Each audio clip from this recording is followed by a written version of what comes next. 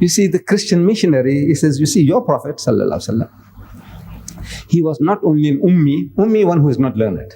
We agree that he didn't go to school. Our Nabi Kareem sallallahu alaihi wasallam, he didn't know how to read or write. No human being ever taught him a word. His teacher was his creator. So he said, not only he was an ummi, but he was ignorant. He was jahil. Now we take exception to that. Ummi, unlearned, we accept. His teacher was his creator. But when you say he's jahil fellow, an ignorant fellow is going to mislead you.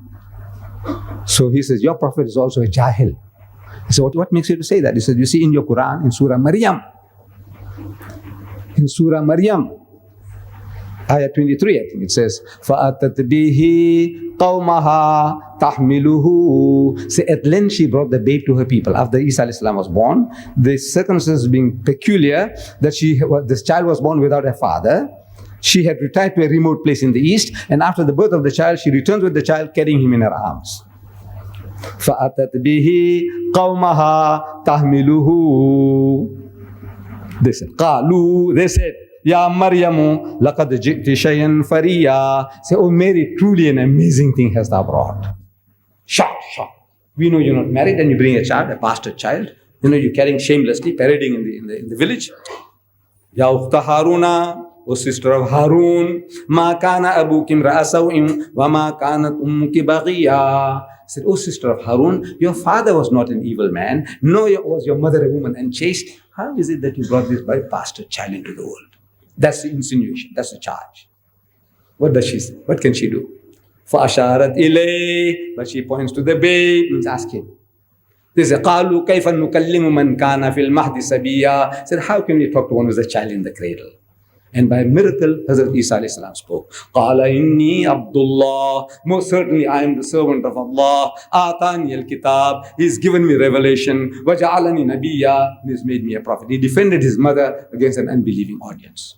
But the charge is, your prophet didn't know the difference between this Maryam, the mother of Jesus, and that Maryam, the sister of Musa and Harun. Musa alayhi salam and Harun alayhi salam had a sister called Miriam. In Arabic, Maryam. Really, Mary, say. Jesus had a mother called Mary. In Arabic, Maryam. In Hebrew, Miriam. Say. But your prophet didn't know the difference between this Maryam and that Maryam. Ukhta Harun, sister of Harun. And Harun lived some 1,300 years before Jesus. That Maryam lived 1,300 years before this Maryam. And your prophet is confused. He didn't know the difference between this Maryam and that Maryam. He is ignorant.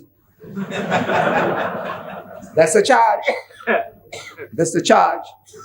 What's the explanation?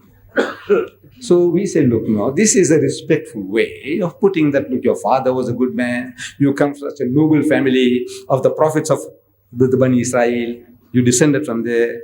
And now, how can you bring this child without a husband? And the Muslim will accept. What I'm telling you, you'll accept. You say, you come from such a noble family of the prophets of Bani Israel. Your father was a good man. Your mother was a good woman. And how you bring this bastard child? That's the charge. So I said, that they're trying to say you come from a noble ancestry, noble family, prophetic family. You all accept. But the Christians says, no. Your prophet didn't know the difference. Because he doesn't want to listen to your reasoning, to your logic. Your prophet didn't know the difference. He was ignorant. How do you answer that? So another thing is thrown at me. I says, very easy. You know, the answer to your problem is in your book. I say, it's in your book.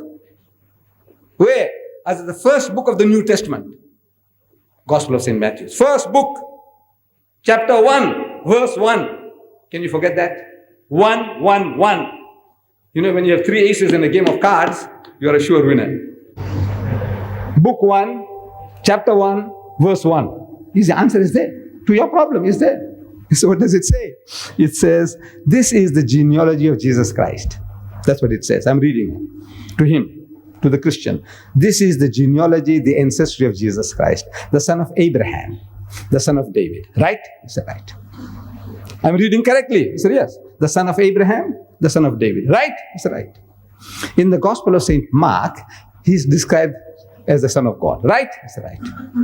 In the Gospel of St. Luke, he is described as the son of Joseph. Right? He said, right. He is the son of Abraham, and Abraham is his father.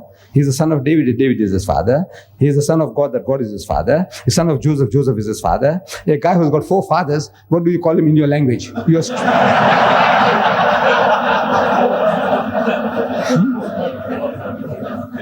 No, what do you call him? In your street language, what do you call that guy who's got 4 fathers? He said, no, it doesn't mean that. I said, then what does it mean? I'm telling you, I know it doesn't mean that.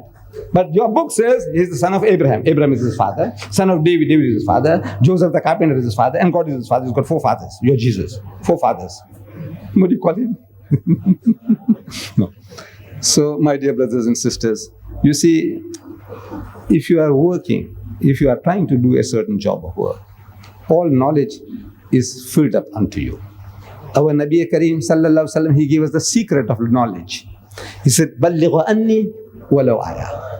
Deliver the message regarding me, even if it is 1 verse. Is there one thing you know about Islam?